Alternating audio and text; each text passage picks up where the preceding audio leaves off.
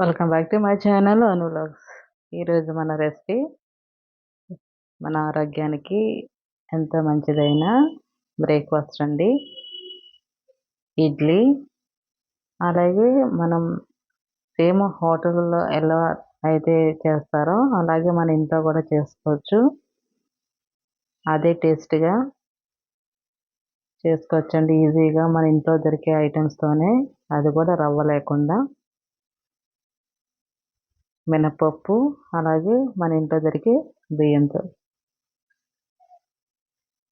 Spongy లాంటి ఇడ్లీ అండి. మనం ఇక్కడ మీరు చూస్తే ఆ స్ట్రక్చర్ అనేది తెలుస్తుంది. మనం చేతితో ఇలా ఒత్తితే మనం స్పాంజిని ఎట్లా అయితే ప్రెస్ చేస్తే ఎలా ఉంటుందో సేమ్ అలాగే స్పాంజీ లాగా వస్తాయి. చూడండి, ఇక్కడ నేను ప్రెస్ చేసి చూపిస్తున్నాను. పైన చూడండి, సేమ్ హోటల్ ఎలా ఉంటాయి సేమ్ అలాగే రవ్వ లేకుండా మనం చేసుకుందాము. దీనికి ఒక కప్పు మినపగుళ్ళు వేసుకుంటున్నాను. మినపగుళ్ళు లేకపోతే పొట్టున్న పప్పు అన్న వేసుకోవచ్చు. ఇక్కడైతే నేను మినపగుళ్ళు ఒక స్పూన్ అయితే మెంతులు వేసి వాటర్ వేసి కొంచెం పక్కకు పెట్టుకోవాలి. అలాగే ఇంకొక గిన్నెలో 3 కప్పుల అయితే రైస్ తీసుకోవాలి. ఇక్కడ నేను రేషన్ బియ్యం వాడుతున్నాను. మీ ఇంట్లో వాడే బియ్యం అన్న వేసుకోవచ్చు. ఇక్కడైతే 3 కప్పుల రేషన్ బియ్యం అయితే నేను తీసుకుంటున్నాను. దానికి వాటర్ వేసి నానబెడదాము. ఒకసారి క్లీన్ చేసుకుందామండి. క్లీన్ చేసుకొని మంచి వాటర్ పోసుకొని నానబెట్టుకుందాము. అలాగే మినపగుళ్ళు కూడా మనం మంచి వాటర్ వేసి నానబెట్టుకొని పక్కన పెడదాము. బియ్యం అయితే శుభ్రంగా తెల్లగా కడుక్కున్నాం కదా. అలాగే ఈ మధ్య మనకి మధ్యలో చట్నీ ప్రాసెస్ కూడా చూద్దాము. మనకి చట్నీ ఇట్లా రావాలంటే మంచి టేస్టీగా ఇడ్లీ మనం ఎలా అయితే చేసామో అలాగే టిఫిన్స్లో చట్నీ కూడా మెయిన్ కదా. చట్నీ టేస్ట్ బట్టి ఒక టిఫిన్ యొక్క టేస్ట్ అనేది మారిపోతుంది. మనం ఏది చేసినా దోశ కానీ ఇడ్లీ కానీ ఏది చేసినా సరే. దానికి నేను ఇక్కడ పల్లీలు తీసుకుంటున్నాను, పల్లీ చట్నీ ఇది. కొంచెం ఆయిల్ వేసుకున్నానండి. మీకు ఆయిల్ ఇష్టం లేకపోతే వట్టిగా ఫ్రై చేసుకోవచ్చు. అది లో ఫ్లేమ్లో పెట్టుకొని ఫ్రై చేసుకోవాలి. నేను కొంచెం ఆయిల్ వేసుకొని ఇవి పచ్చి కాబట్టి ఫ్రై చేసుకున్నాను. అలాగే ఒక 5 పచ్చిమిర్చి వేసుకుంటున్నాను. కారంగా ఉన్నాయి కాబట్టి నేను 5 తీసుకున్నాను.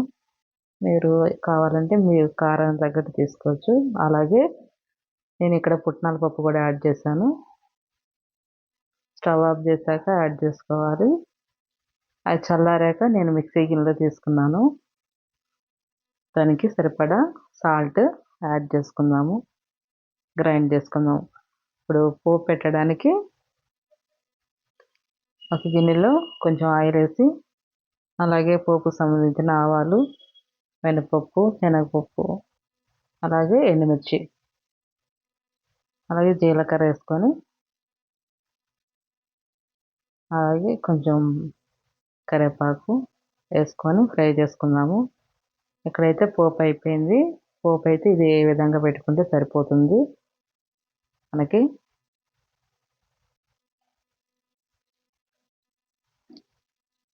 మీరైతే పల్లి చట్నీ అయినా మీ ఇష్టం ఏదైనా ట్రై చేయొచ్చు. ఇక్కడ నేను పిండి గ్రైండ్ చేసే ముందు నేను అటుకులు అయితే ఒక 1/2 అవర్ ముందు నానబెట్టుకున్నానండి. కడిగి మంచి వాటర్ పోసి, అది ఇంట్లో వాటర్ ఉంటాయి కదా తాగే వాటర్, దాంతో. అలాగే బియ్యం కూడా నానిపోయినాయి. నేను నైట్లో చూపిస్తున్నా. ఇది సుమారు మనకి 8 అవర్స్ అయితే నానాలి. నానిపోయాక గ్రైండ్ చేసుకోవాలన్నమాట. మార్నింగ్ నేను అవి చూపించాను కదా, నేను నైట్లో ఇది గ్రైండ్ చేస్తున్నాను. ముందు మనం మినపప్పు వేసుకొని మంచిగా గ్రైండ్ చేసుకుందాం. నాకు మిక్సీ ఉంది కాబట్టి మిక్సీలో గ్రైండ్ చేసుకున్నాను.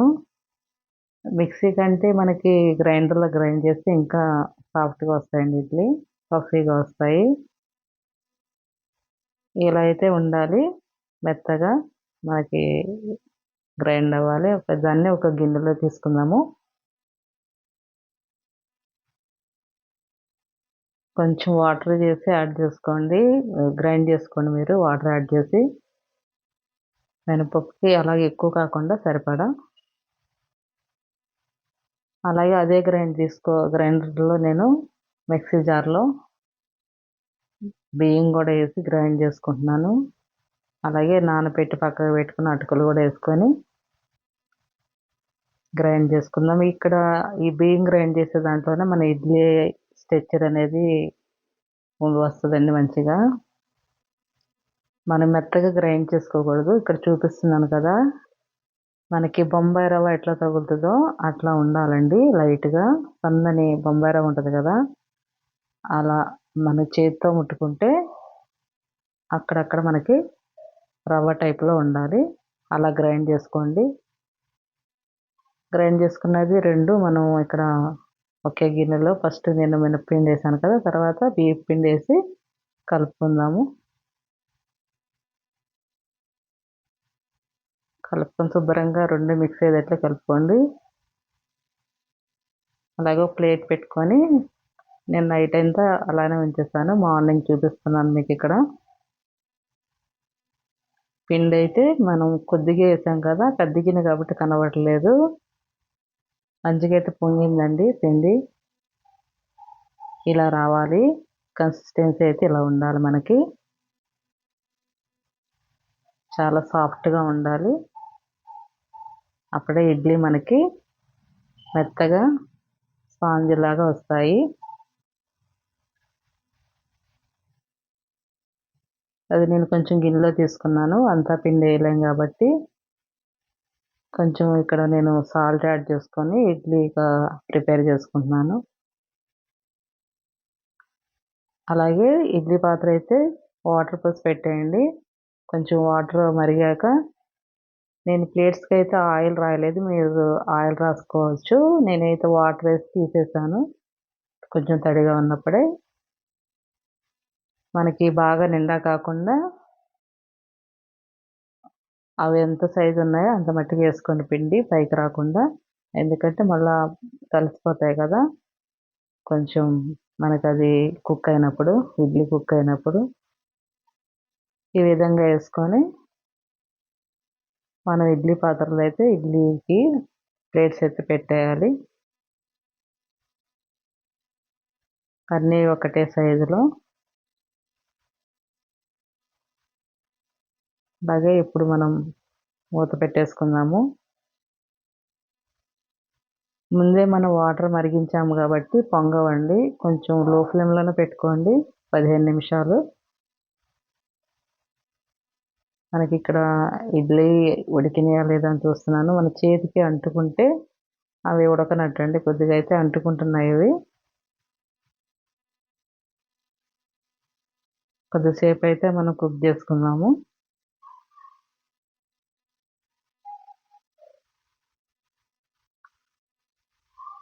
ఇక్కడైతే కుక్ అయిపోయినాయి. ఇప్పుడు మూత తీసుకొని చూసుకుందాము. మనకి చెయ్యి తడి చేసుకొని మరీ వేడిగా కాకుండా చూసుకోండి. సరిపడా మీకు చూడగలిగితే చేతితో అట్లా చూస్తే మనకి చేయికి అంటుకోకపోతే మనకి ఇడ్లీ అయితే రెడీ అయిపోయినట్టు. నేనిది కొద్దిసేపు స్టవ్ ఆఫ్ చేసి పక్కకు పెట్టేసాను. వేడి వేడి తీసుకుంటే ఇడ్లీ అయితే మనకి అతుక్కుపోతాయండి. ఇక్కడ ఒక స్పూన్ తీసుకొని వాటర్‌లో దాన్ని డిప్ చేసి కొంచెం తీసేయండి. ఈజీగా వచ్చేస్తున్నాయి చూస్తున్నారు కదా! నేను వేడి మీద కాకుండా వేడి కొంచెం తగ్గాక తీశాను. గోరువెచ్చగా ఉన్నప్పుడు. మనకైతే యాజ్ ఇట్ ఈజ్ ఎట్లా రవ్వతో ఏస్తామో ఇడ్లీ రవ్వతో అంతకన్నా టేస్టీగా ఉంటాయండి మనకి. మనకి ఇలా ఇడ్లీ అనే కాదు మనం దోసలు కూడా ట్రై చేయొచ్చు ఇదే పిండితో. అలాగే మనం ఇంట్లో చేసుకునే బజ్జీ కూడా ఏసుకోవచ్చు. ఒకే పిండి 3 రకాలుగా ఉపయోగపడిద్ది. అలాగే గుంట పునుగులని ఇవన్నీ చేసుకుంటారుగా ఒకే పిండితో. మనకి ఈజీగా వచ్చేస్తాయండి. కొంచెం చల్లారాక తీస్తే ఇడ్లీ అనేది.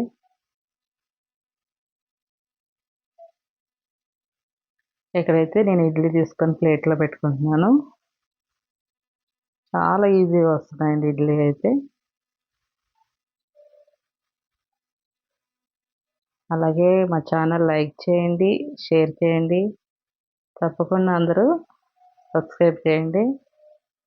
అందరూ చూస్తున్నారు కానీ సబ్స్క్రైబ్ చేయట్లేదు. మరిన్ని రెసిపీస్ చూడాలంటే ఈజీ రెసిపీస్ మా ఛానల్ అయితే తప్పకుండా సబ్స్క్రైబ్ చేసుకోండి. Thank you all.